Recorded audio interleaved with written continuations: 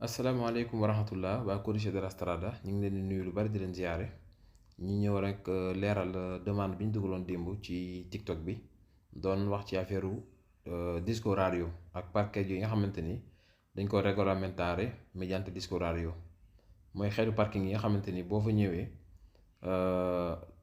amoo droit parquet jaare fa lu yàgg dafa am temps boo xam ni ci nga war a gaare boo pare da nga war a dem bu ëppee mën nañ la cee indil ay problème.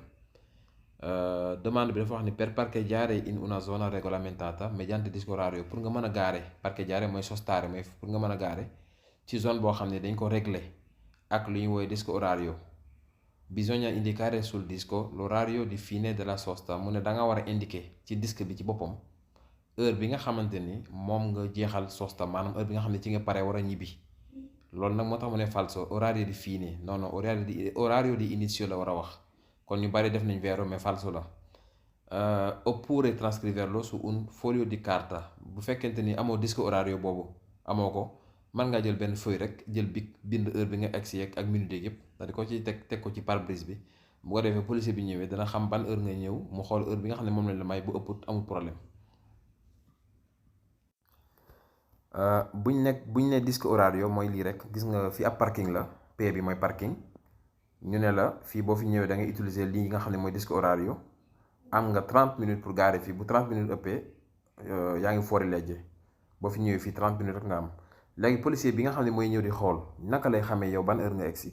ok disco orario moo koy permettre mu xam ko heure bi nga xam ne ci ngay egsi ci parking bi moom nga régler ci disco orario bi disco orario mooy li ngeen di gis nii waa ji ci kaw pare-brise bi gis nga li mu def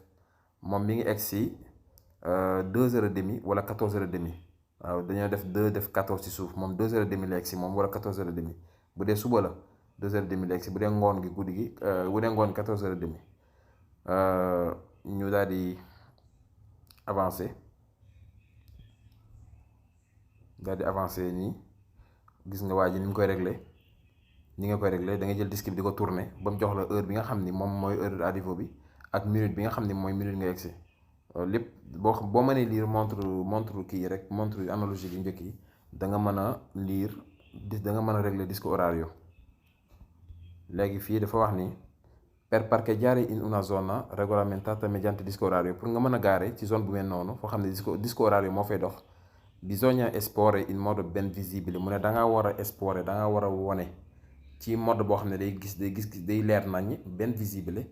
l'orario di arrivo con l'uso dello stesso disco heure bi nga xam ne moom nga arrivare ci bërëb boobu ni nga koy indiqué mooy disque bi ci boo ngay utiliser mooy disque bi waa ji yoroon di ko régler oppure bu fekkente amoo disque bi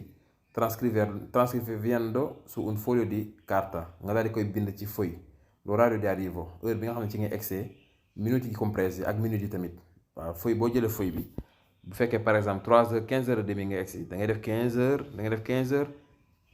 muy 15h30 teg ko ci pare-brise bi noonu rek bu contrôleur bi ñëwee dana xool xam ban heure nga egsi bu ëpp doo am problème